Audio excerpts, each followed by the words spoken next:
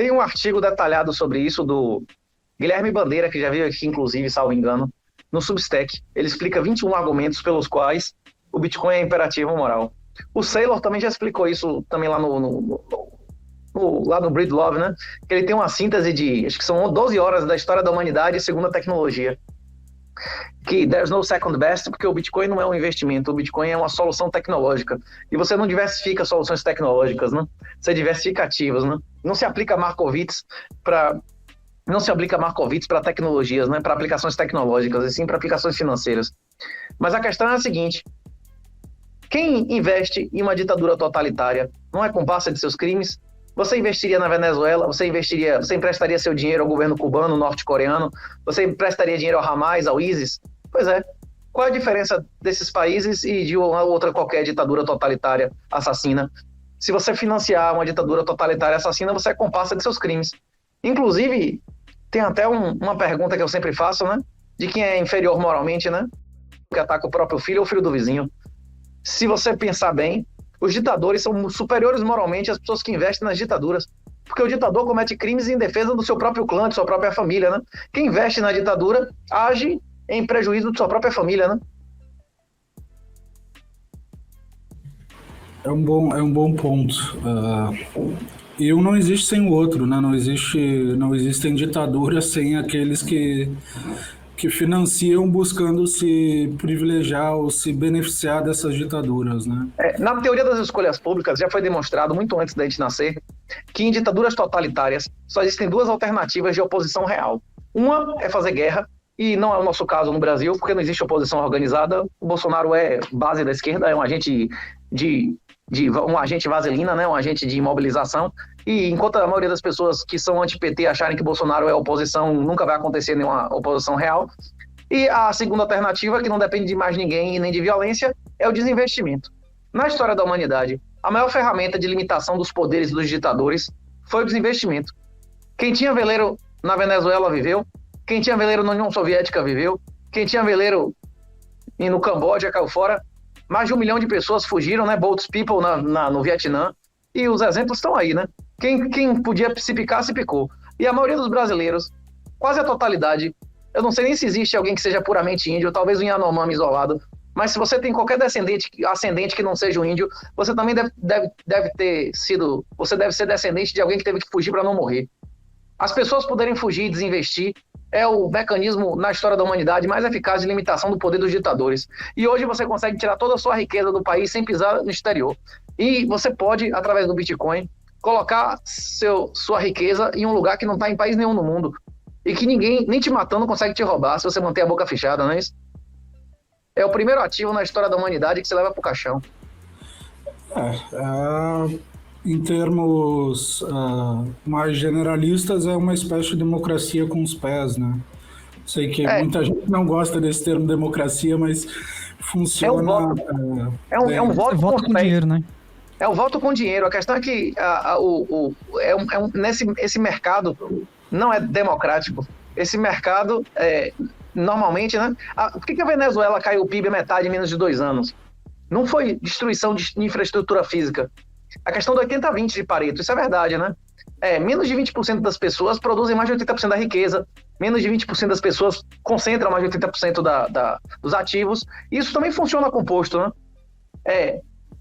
Menos de 4%, mais ou menos 4% da população concentra 64% e 0,8%, menos de 1% da população concentra a maior parte dos ativos e da renda e da produtividade. Nós não precisamos convencer a maioria. Se nós convencermos o menos de 1% da população, que produz mais de 50% da riqueza, que tem mais de 50% dos ativos, que produz mais de 50% da produtividade, nós já colapsamos qualquer ditadura. Você não precisa convencer a maioria das pessoas são irrelevantes. A maioria vai para o inferno. Jesus é muito claro, fazendo analogia, o casamento do filho do rei. Assim como Platão e Aristóteles, 500 anos antes de Jesus, já diziam e demonstravam formalmente que a maioria das pessoas são escravas pela própria natureza, né? A maioria das pessoas são cenários, elas são irrelevantes. A ideia lá da minoria intransigente de Taleb é a mais pura verdade. O que confirma a minha teoria de que John Galt é Renato Moedo. Satoshi Nakamoto, né? Satoshi Nakamoto. Olha, essa do investimento, curiosamente, já para pegar o gancho aqui que você tá falando dos investimentos, em termos de ser juro negativo, né? Obviamente não vai valer a pena. Mas agora que os Estados Unidos e o Brasil tá com juros positivos, agora vale a pena? Tem forma de investimento? Qual o investimento líquido garantido acima do aumento da base monetária tem no Brasil? Qual é o investimento? Hein, Cauê? Quanto é o aumento médio da base monetária? Dos últimos 10 anos foi 23%. Ano que vem não tem limite de gastos. Você acha que vai imprimir mais ou menos? Ano que vem o Brasil vai se tornar o país do maior imposto de consumo do mundo de 200 países, não é isso? Qual é o investimento que garantidamente vai bater a base monetária líquido e inclusive abatido o risco? Tem algum? Qual é?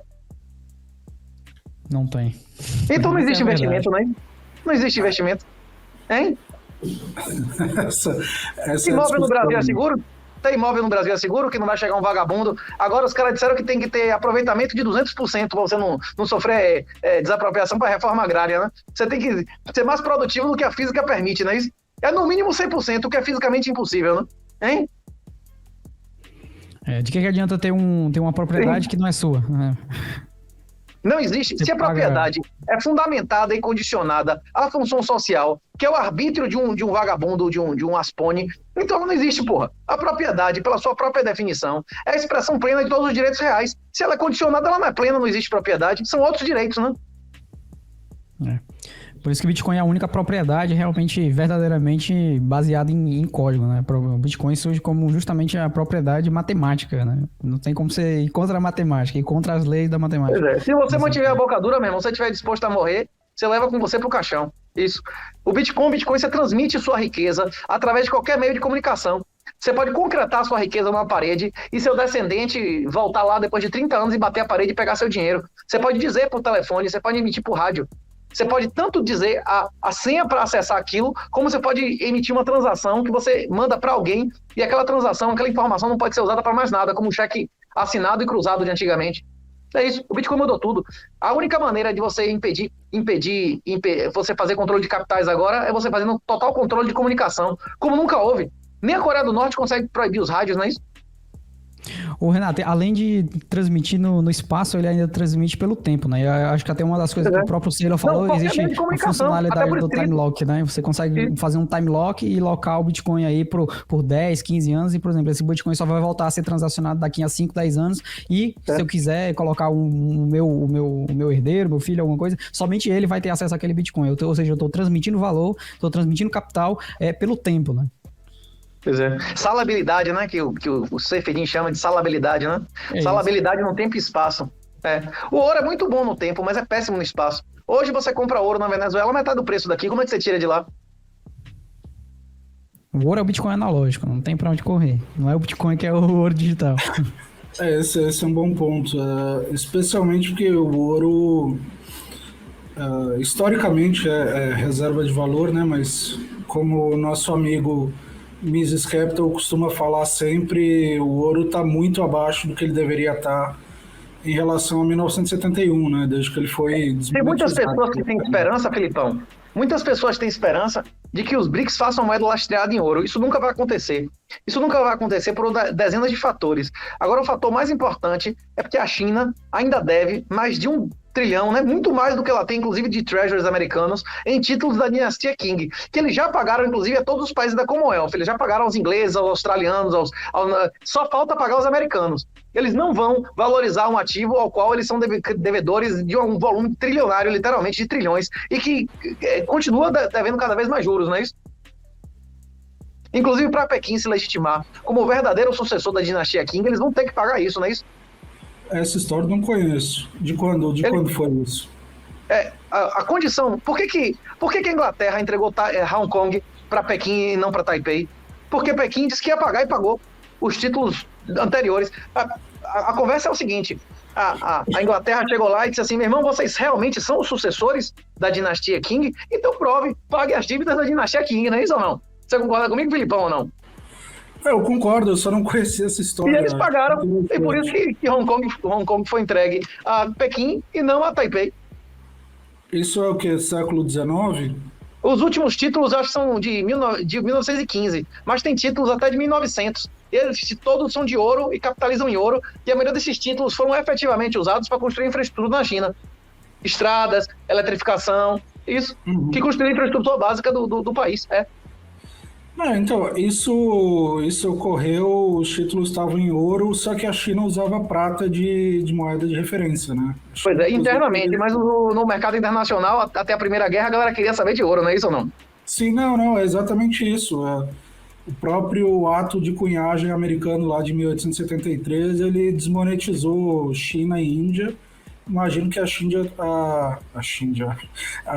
tenha se ferrado nessa história exatamente por isso, porque estava interessante que os Estados Unidos parou de ter moeda de ouro em 31, aí depois ele parou de ter moeda de prata em 64, não é isso? 60 e poucos, que é o quarter dólar e o half dólar era de prata, não é isso?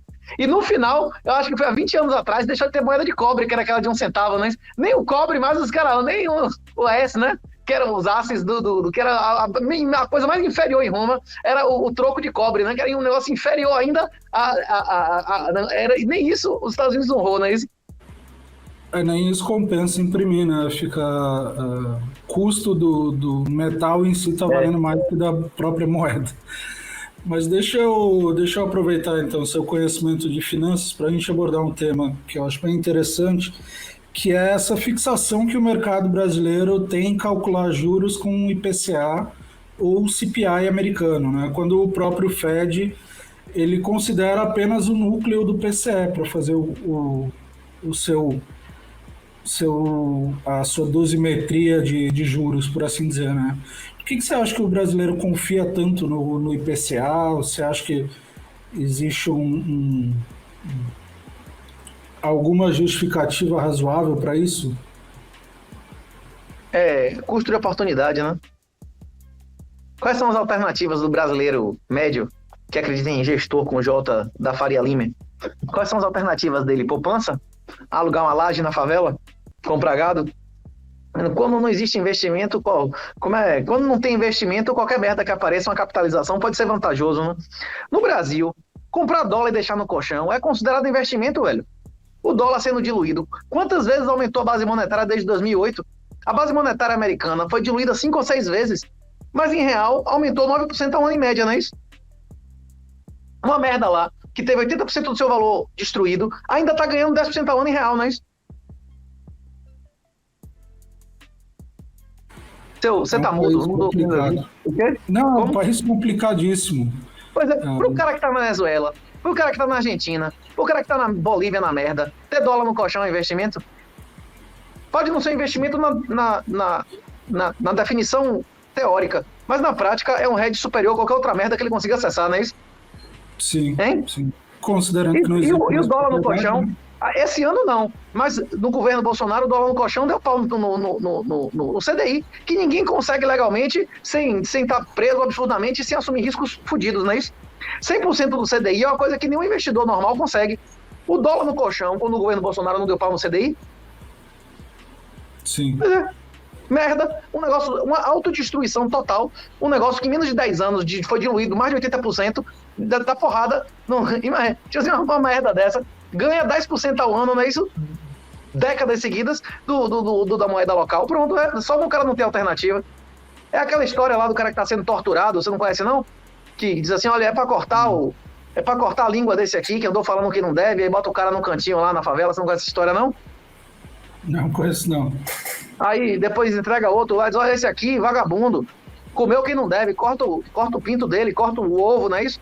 Aí depois chega o outro lá e diz assim, esse aqui deu uma de macho, come a bunda dele, não é isso? Aí o cara, velho, só pra lembrar, eu sou o que corta a língua, não é isso? Não é isso? É uma ótima analogia. Explicação pro cara querer, porra, compração no Brasil, como é o nome? Compração no Brasil, como é? Você não conhece essa história, não? O cara não corte minha língua, pelo amor de Deus, eu trabalho disso, não sei o que lá. Aí o outro é pra castrar, o outro é pra enrabar, o outro não sei o que lá, meter AIDS. O cara, não, mas eu sou da língua,